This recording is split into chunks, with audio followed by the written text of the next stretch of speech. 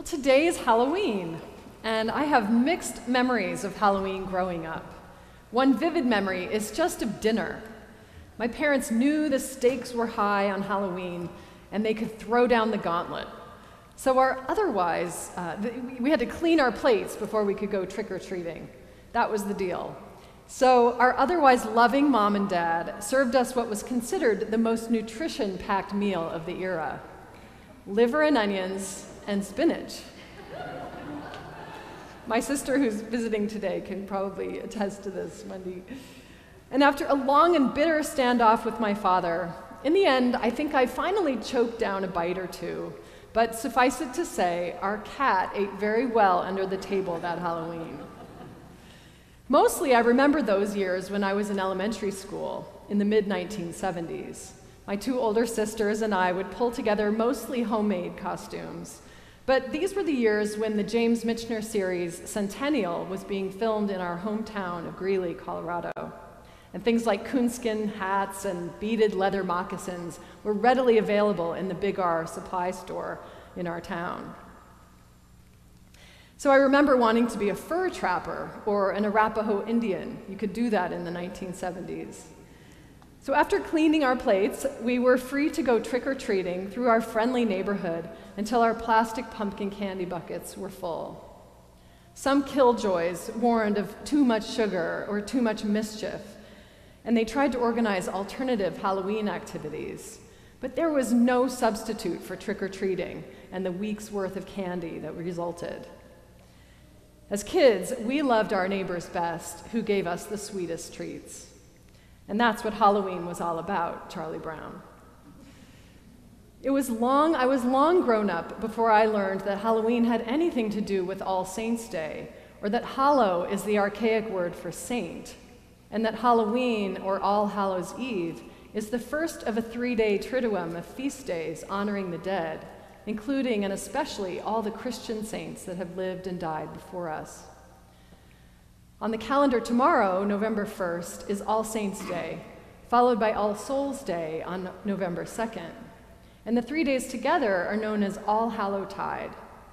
In the Middle Ages, there was a custom of baking soul cakes, little shortbreads, to give to children on Halloween or All Hallows' Eve, who would go door to door to collect them in exchange for praying for the dead from that household. This precursor to trick-or-treating was called souling.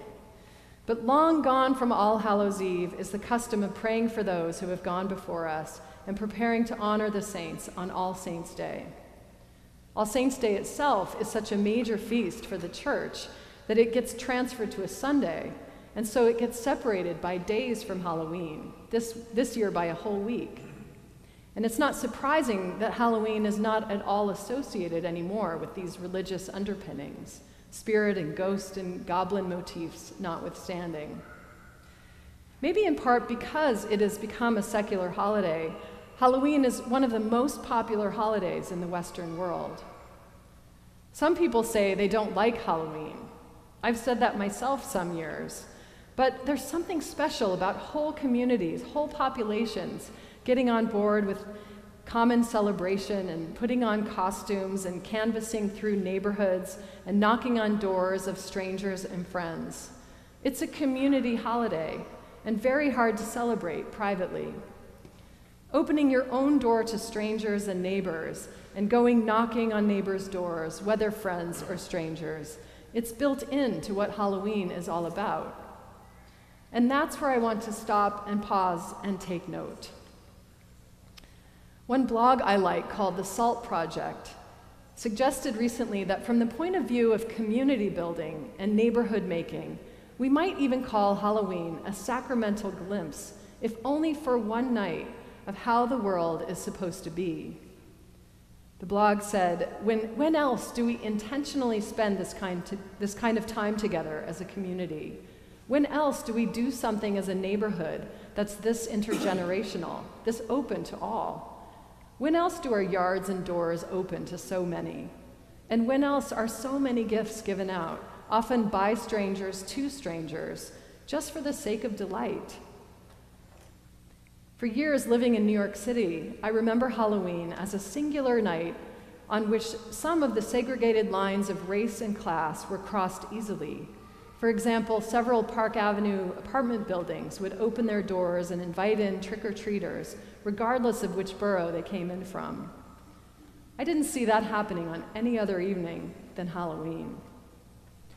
And when it's done in that spirit of openness and fun and goodwill, at its best, Halloween is an ever so brief snapshot of what neighborhood can look like. In this age of pandemic, when caution and wisdom are paramount, this kind of joyful sharing and opening of doors to everyone and giving out treats to all kids, not just our own kids, is all the more precious. Maybe during this dark time in our culture and this dark, damp, chilly time of year, this is just the icon we need to remind us of what it means to love our neighbors as ourselves, that Jesus calls out as the second of the greatest commandments today, part and parcel of the greatest commandment, to love the Lord our God with all our hearts and with all our souls and with all our minds and with all our strength. I'm not saying trick-or-treating on Halloween actually evokes true love of neighbors as ourselves, but it's worth taking a momentary step back to consider the picture of what will actually take place in neighborhoods all over this charmed town on this festive night, on this town poised for an election on Tuesday after an unusually heated campaign, in a time when things like masks and vaccines and school curriculums and the colors red and blue would have us closing doors on one another instead of opening them to offer sweet delights. It's remarkable how a holiday leads us to suspend all of that, if only momentarily, to welcome whatever character arrives on our doorstep, whether angel or devil, hero or villain, and to see everyone as neighbor. Trick-or-treating on Halloween is a ritual. And what are rituals but small signposts directing our hearts and imaginations towards a wider vision and a more ideal world? Similarly, Jesus casts love for God with our whole being in the light of simply loving our neighbors. To fulfill one commandment is to fulfill the other. How could we possibly know what it means to love God if we can't love our fellow human beings, starting with our neighbors? G.K. Chesterton said, great truths can only be understood on small stages. We can't possibly take in what it really means to love something as mysterious and enormous as God without having it broken down for us the way Jesus does into daily love of the people in our own proximity. We are bound only by our limited imaginations in finding daily ways to connect with and love our neighbors and to receive one another just as we are, with or without all the masks we wear, whether for pandemic or on Halloween. Zen masters and mystics have likened the highest form of love to a mirror in which everything is seen as it really is and accepted without judgment or fear. Just as a mirror reflects whatever appears before it, just as it is, so perfect love receives whatever it encounters and accepts it in its entirety, the contradictions and failures, the vulnerabilities and the strengths, without judgment or fear. We are created to love and accept one another just as we are created to be, as images of God, each in our own uniqueness. That is the kind of love that can transform brokenness into wholeness and healing. Cynthia Bourgeault says, if I have not yet loved, or if love wears me out, it is partly because other people are seen as tasks or threats instead of extensions of my own suffering and loneliness. She translates the second greatest commandment as, you shall love your neighbor as a continuation of yourself, which I find to be a helpful way of understanding what it means to love my neighbor as myself.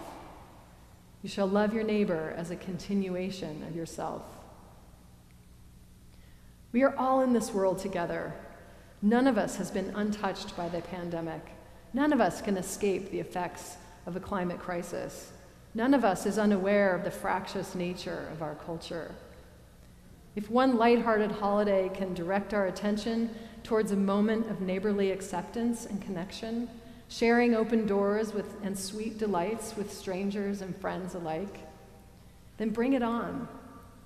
The God who created the light and the dark wastes no trick and no treat, no encounter with a neighbor, no opportunity, no matter how strange or challenging, to show us more and more how to love and how to be loved. Amen.